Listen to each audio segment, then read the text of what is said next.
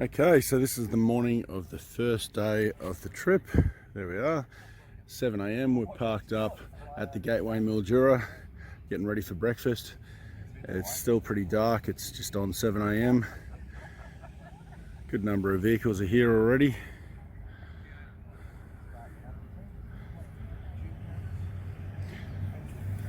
A lot of people have actually done the themes, which is awesome. So for those of you that don't know, Variety is a children's charity all about raising money for kids in need in disadvantaged communities, and they do a lot of really good work, so hence the themes to support the kids, and a lot of people get really right into it, which is great to see. So huge range of vehicles. This is day one of the trip, so we've just had breakfast and are getting ready to hit the road.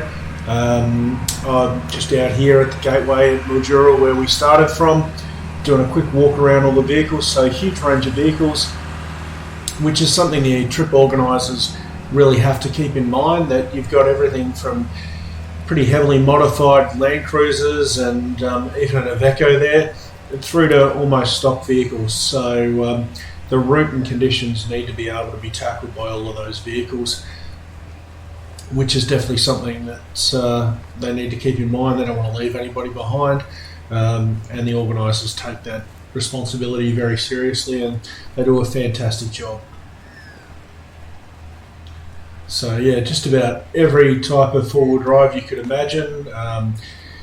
Couple of Land Rovers, which was great to see. Obviously plenty of dual cab utes in just about every flavour imaginable, including the Amarok there.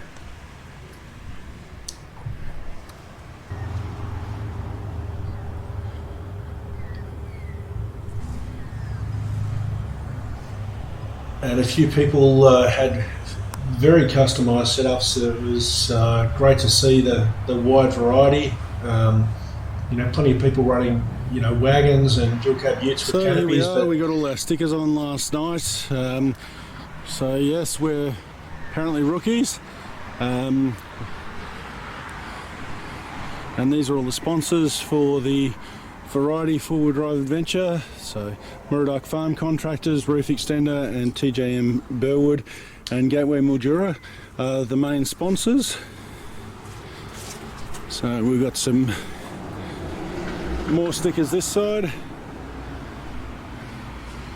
So we're just at the Gateway Mildura, morning of the first day, and about to start and head off.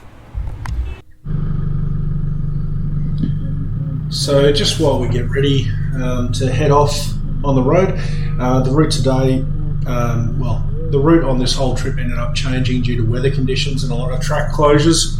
Originally the plan was to head west and head down some of the border tracks, but that just wasn't an option.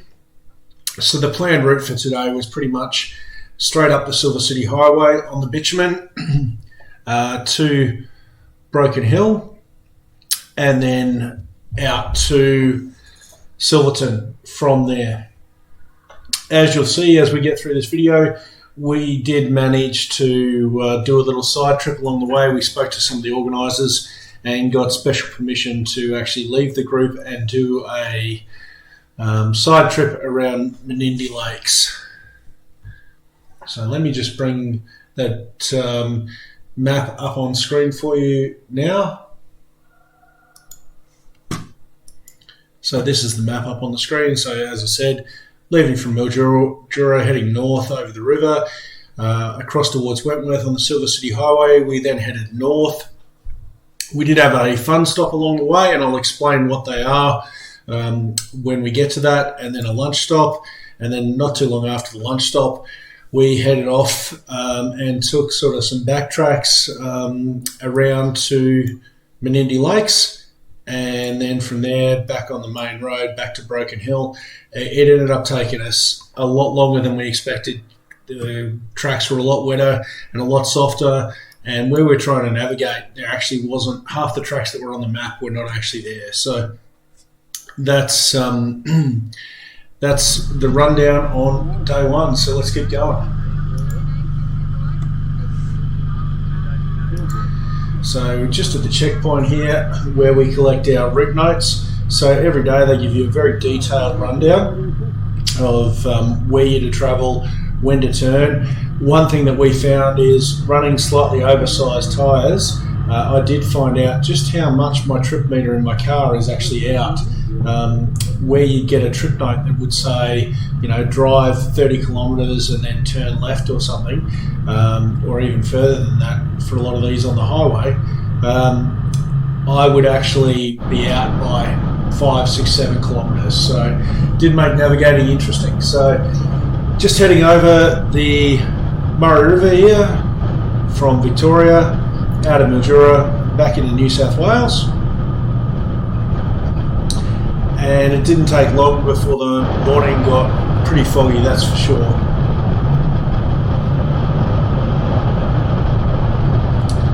And no, if you're wondering, I'm not going to show you 40 minutes of driving on the highway. So we do cut through this pretty quickly just to give you a bit of an idea of what it was like, so we're coming into it with you already. The whole Mildura Wentworth area is well worth spending some time and exploring. And at this point of the day, we were really starting to wonder what kind of weather we're going to get. You can see the lens there on the camera was a little bit fogged up from some rain. So here we are at the first fun stop. So this is about 100, 150 k's or so north of Wentworth. All the vehicles pull over. So different trip participants organise these, and the trip organisers or officials sometimes organise these as well. It's basically a stop where everybody stops, participate in a game, and you accrue points, which run for these activities sort of run for the whole length of the trip, and there's some prizes at the end. So just a way to break the trip up and have some fun along the way. We did get some interesting looks from other vehicles passing, wondering what all these four-wheel drives were doing stopped on the side of the road. And too bad if somebody else was looking to use that rest stop, but there are plenty of them along the Silver City Hwy.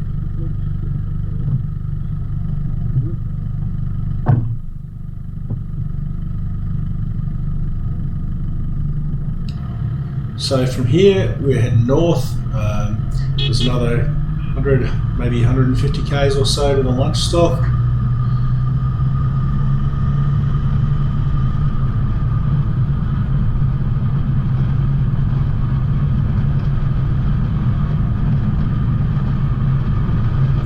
By this point, the weather was clearing up.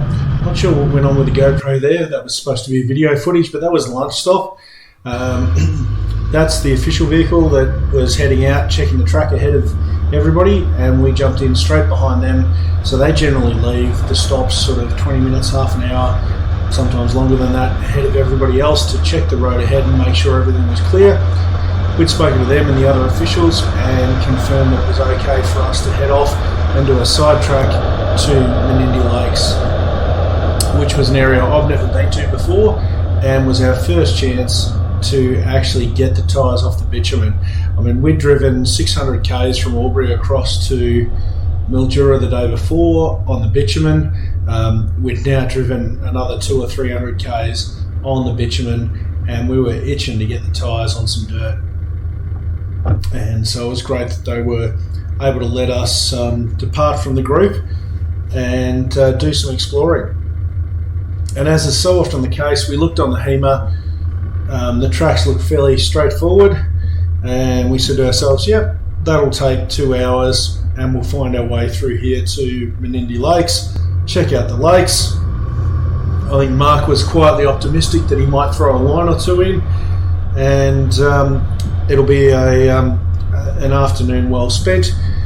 And we're supposed to get back to Silverton by no later than, I think, 5 o'clock. Yeah, well, that's not going to happen, as you'll see. So these tracks weren't. Okay, here we are on our first official side trip on the variety trip. We're heading to Menindee Lakes. So first air down on this trip, we've deviated off the bitumen to Broken Hill. We were going to be heading up some tracks along the New South Wales, South Australian border, but they were shut due to weather, so we're just taking this little side track to Menindee Lakes and dropping the PSI down to 25 PSI. Car's been going well with all the gear on it. So yeah, looking forward to seeing what we see. So you will see, yeah, obviously there's some of this commentary I'm recording when I'm editing, and some of it was recorded on the footage at the time. These tracks weren't particularly rough or difficult, but it was just great to be actually off the bitumen and you know, driving on some dirt, a few corrugations here and there, and certainly some evidence, like you can see there, that with the weather that had been around in the last week or two, these tracks had been very wet and very soft at times. We thought that was all past, but as you'll see, that was not the case. There were still some very wet, very soft spots. The other thing that we found is we're probably a little bit spoilt in the Vic High Country, and even parts of New South Wales where we've been four-wheel driving, that they're pretty well signposted. There are no signs out here on these tracks, sort of south of Menindee Lakes here. No signs at all. You really need a good map and a good GPS, and even then, we've managed to get lost a few times. Yeah, some mud there on the case for the camera. There's plenty of that around as well. Didn't always catch it on camera. Generally managed to, but yeah. And the other thing that we saw a lot of out here was a lot of goats, more goats than I've seen anywhere, and you'll see some of them on camera as well. We did do a bit of backtracking. Just here, we've realised, no, we should be taking this other track, such as it is. And there was a fairly wide variation. Some of these tracks looked really well travelled, really well used, and some, like this one, definitely looked a little less well travelled and less well used, that's for sure.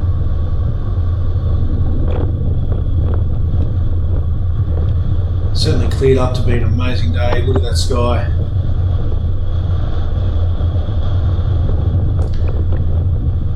And it certainly started to feel like we were doing some remote touring, that's for sure. Out here in this country, no sign of anyone else. We did not see another vehicle at all the entire time. Once we left the main Silver City Highway, we didn't see anyone. So that's something to keep in mind as well if you're heading out to some of these areas in sort of western New South Wales, that you're not going to see the number of people that you do in the popular parts of the high country and snowy mountains in New South Wales. You do need to be self-sufficient and have everything with you that you might need should you get into trouble, as we did.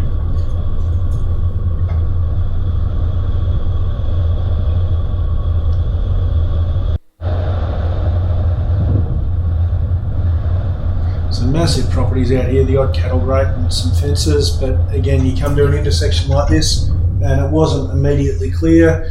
Are we supposed to be continuing straight ahead? Are we supposed to be turning? Couple that with the fact that half the tracks that were actually on our maps weren't actually present. Not sure what goes on with that, but we were using the Himmel maps, and yeah, certainly when you're on some of these more remote tracks, it always seems to be the way. We've decided, no, we are actually supposed to be on this track over here. You can probably see what I mean, like there's no signage, there's no real indication. These are goats. These are just some of the goats that we saw, that are the ones I happened to catch on camera here. Massive goat farming out through here. The image is a bit dark because of the bright sky was actually causing the camera to darken up a little bit, so I did notice when editing this that was a constant sort of issue. And there's a few puddles around, so as we're getting closer to Menindee Lakes, we've still got a fair way to go. We started to see a little bit more and more water on the track. Could have gone around that, chose not to.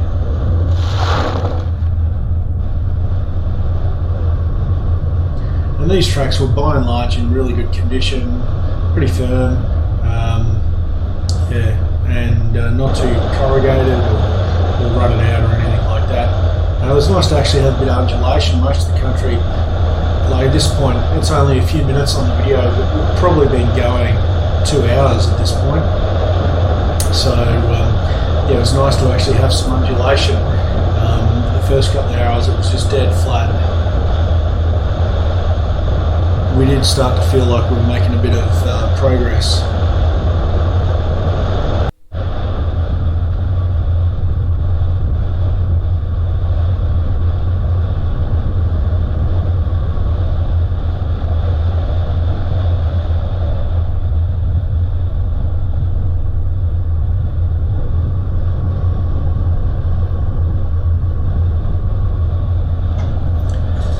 See from the ground covering, it's not even grass as you might normally see it. It's really tusky sort of stuff.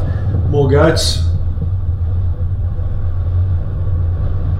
Came up over the hill and that was sort of right in front of us, so it was a little bit like this situation here. Literally just came up over the hill and there they were.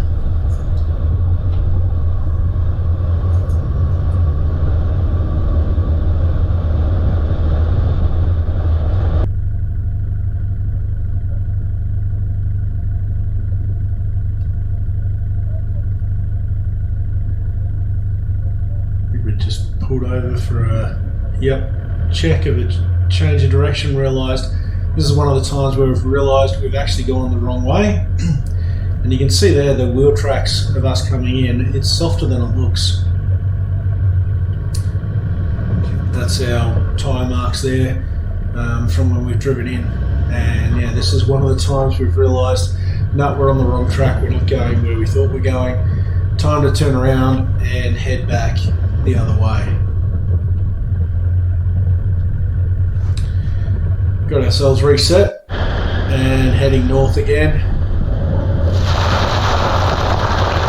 Yes, I could have gone around the water.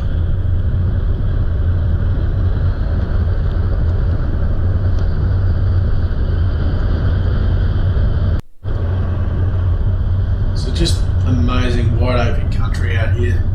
Very different to touring in the high country. Some of those puddles seem very clean and some are fairly muddy. So once again, here we are at an intersection, trying to figure out left, right, straight ahead. A little bit of deliberation, we've decided this is the way to go. So without a map and a good GPS out here, you would be literally lost. You've got no tangible landmarks that you can see. Yeah, you definitely want a good GPS, some good maps to make sure you know where you are.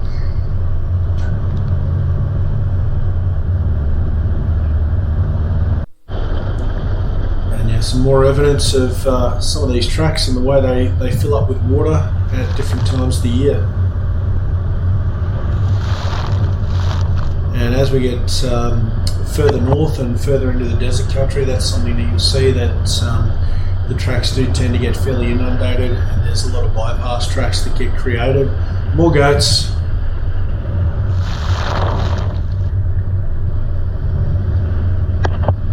Apologies for the water bubbles there on the lens. These ones are not goats, skivvies. We did see a few of them, but not as many as we saw of the goats, that's for sure.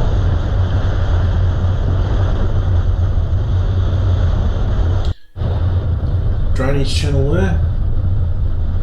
And again, you can see off the track, there was definitely some water sitting around, so we're very keen to make sure we actually stayed on the track. That seemed to be the safest, driest place to stay, and not deviating off the track. The other thing is, as far as we can tell, these tracks do go through private property and they're open, and the best way to ensure that they stay that way is to stay on the marked tracks and not drive all over their property.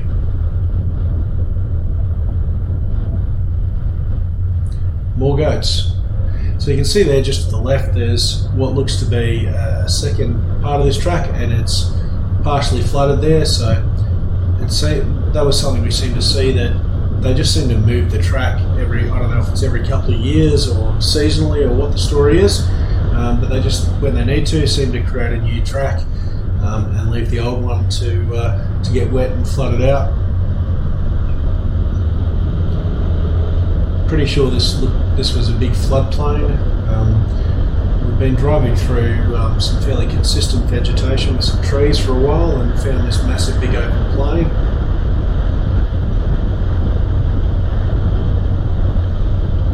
Even with the GPS, because we were going left and right, you can see there, big washout on the track. It didn't come out particularly well because the footage here is really dark for some reason. That shows you the amount of water that has flowed through here at different times.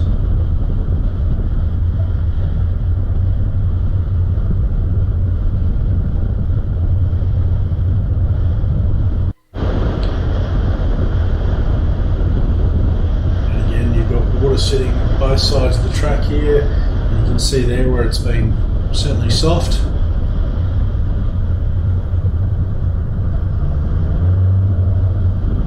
We haven't gotten into any trouble in that particular area. We've managed to keep our speed up, and check that out, you come up over the hill. This I was actually a little bit concerned about, just with the amount of water that was on the track and both sides of the track as well, but we were actually okay on this section. Did get a little bit soft, but as you can see there, we've pulled through quite right.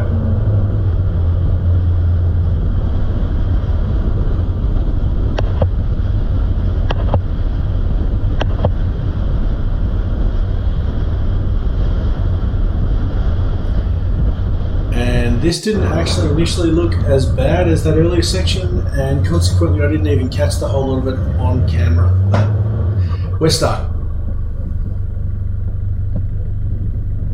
That was reverse, going nowhere.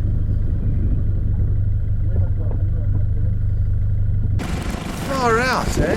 So here we are on our way to Menindee Lakes, and this happened. Now we're not running super low pressures. This ground is just soft, it doesn't look it, but even walking on it, she's a bit challenging. But we're so close to solid ground. When you look at the front of the car here, we are just so close. So hopefully, like this here's hard packed. So, you know, you can see the front tires are almost out. We are so close. So yeah, Max Tracks to the rescue. So we've just set up 4 Max Tracks, one in front of each tyre. As you can see, you need some kind of recovery aid here because even with a winch, there's no trees to winch off. You're not winching out of this. Not unless you're digging a hole and putting a tyre or something in for an anchor.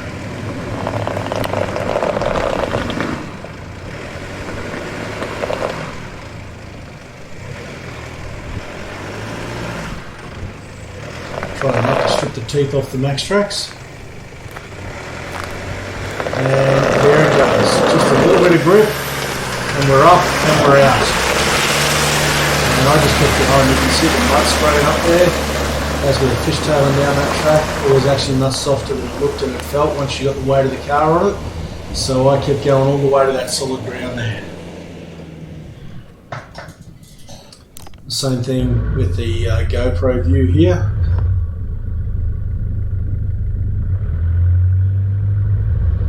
Bit in and we're off and going, and instantly I realised it was actually softer and more slippery than I thought, so I've just kept going, aiming for that pale hard packed dirt up ahead there.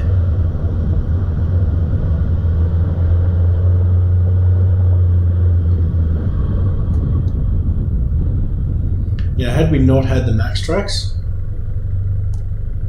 So this is the aftermath of the cleanup. Actually used most of the 20 litre jerry on the back, cleaning the Max Tracks as best we can. As you can see, car's carrying a little bit of mud. That mud flap's not getting any better. Anyway, we'll deal with that. Bit of mud up in the wheel arches. Yeah, all in all, there's the Max Tracks up there. So yeah, we've cleaned them up as best we can.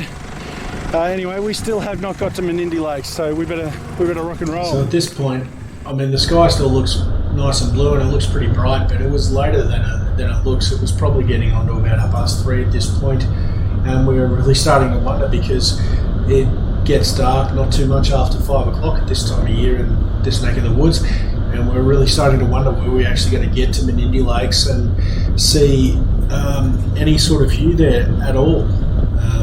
That was the real question.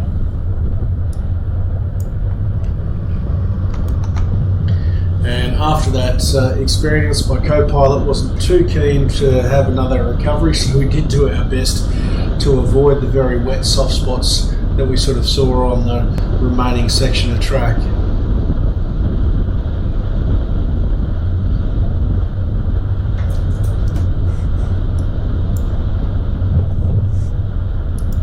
This is quite an amazing little area just in here, known as the Chapel Hut Crossing.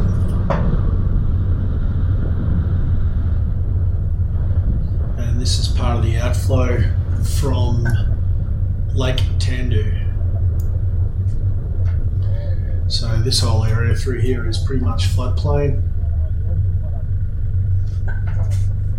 We've progressed a little further from where we got stuck, and we're here at the Chapel Hut Crossing, where there's a couple of these big lakes on the way through to Menindee Lakes. A lot of bird life, a lot of water, certainly this time of year. And yeah, really cool little crossing here.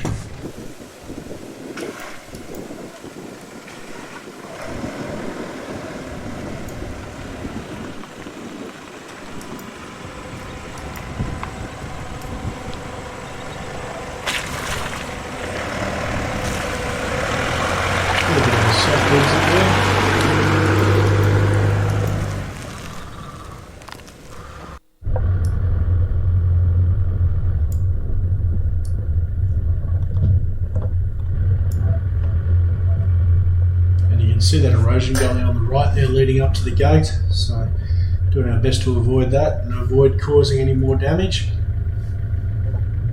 on our way out, and heading towards the main road up to Menindee Lakes.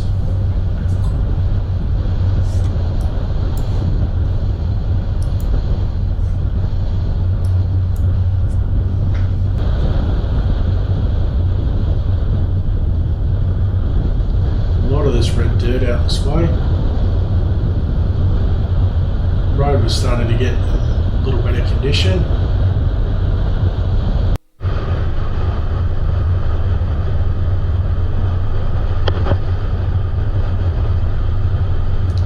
This section here is pretty well graded and recently graded. And as you can see, you look into the distance and you've still got no idea how close you may or may not be to anything really.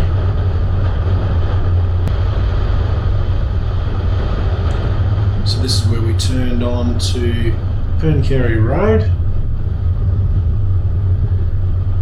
and heading west towards Packers Crossing before getting onto the old Perncarey Road to head up to Menindee Lakes. Now you can see why they've got those black and white striped signs on those gates, because they did come up very suddenly and they're not super visible without those.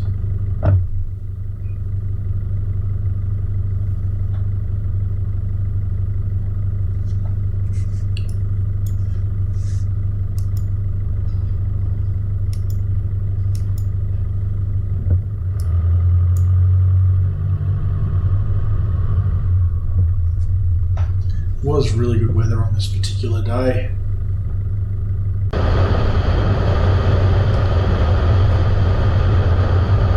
Now this lake that we're heading past here, I believe this is Packers Lake, which again is one of the smaller lakes.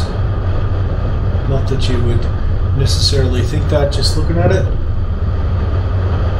Again, had we had more time at this point, you can see we're heading west. You can see how low the sun is there in the sky, so we really didn't have a lot of time before we were going to lose a light for the day. But had we had more time, Mark would have been pretty keen to try and explore what kind of fish might live in these lakes.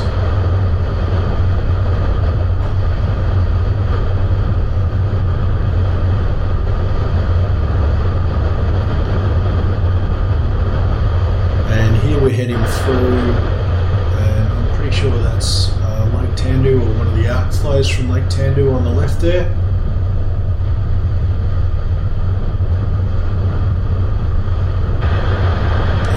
Part of the Packer Lake system there on the right.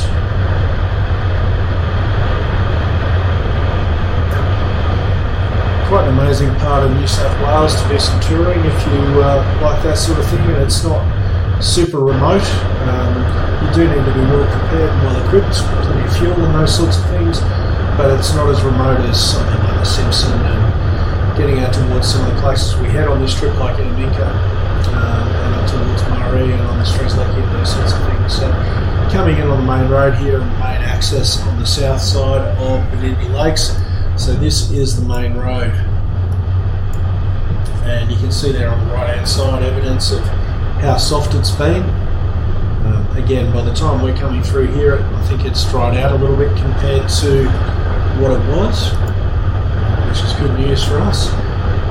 Still plenty of water sitting around though.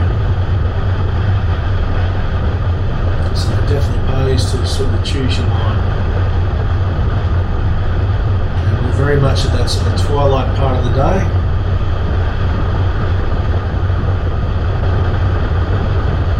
And again, this was something that was going to become a fairly common scene for us, where there's some water on the main track, which in this instance I've elected to stay on the main track and drive through it, much to my co-pilot's dismay. Fortunately, we didn't get stuck, but you can see that a bypass track has been graded around the side of the track as well, and that's something we saw a lot on the Strings Lake and the Untitled tracks as well later on, particularly the old Strings Lake.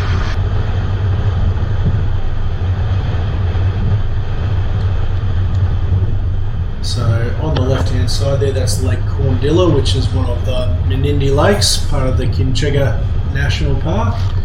And this is one of the areas where there's an outflow from that lake that heads down towards the drainage, the channel country down to the south there that we've just come up through. I think that's the Cornella Channel. And we have been looking for a vantage point to get a good look at the lakes, and we've just realised we've driven past one right there. So with the light fading, you can see that big cloud bank to the west there, and the sun's disappearing behind it. We realised this could be one of our only opportunities to get a really good look at the lakes. And even though the road actually follows alongside the lakes, this proved to be true. We really didn't get another good look at these lakes on this particular trip other than this one, but hopefully driving up here to this vantage point you get a bit of a sense of just how big this lake is. And this is Lake Cornella, so it's not the main Lake Menindee, which is the biggest one. This is the smaller of the two main lakes.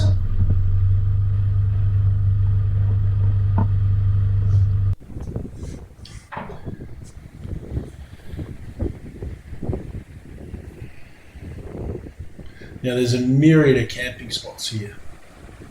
Menindee Lakes. So if it's something that you're interested in exploring, I definitely recommend that you head up here and check it out. There are heaps and heaps of camping spots, so you do need to book them. So look into that.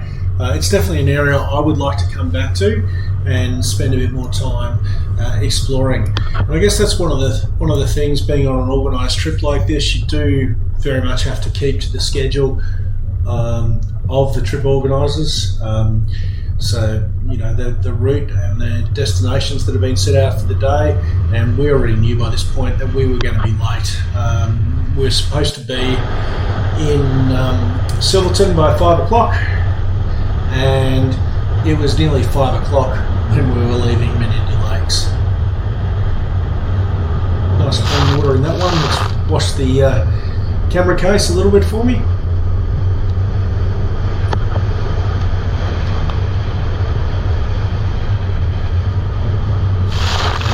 see those wheel tracks there. It has been soft. Again, it wasn't super soft when we were coming through, fortunately for us. And the closer you get to the camping areas, the main part of the park, the better the roads get, harder packed and wider. Did find this Camry. I don't know if they were lost or we did sort of slow down a little bit. Probably doesn't look it on camera, but they seemed okay. We just carried on. And this is getting pretty close to the main camping areas and the township of Menindee. So that's the easiest access point into Menindee Lakes, is coming in from that eastern side where the Menindee township is. I think coming in from the south like we did is probably the hardest access, perhaps the most interesting. I do think we're really fortunate to get a chance to see the lakes in a season, and that's the main Menindee Lake off to the left there. Didn't get super good views of it. The trees tended to obscure it along here and the light was rapidly disappearing.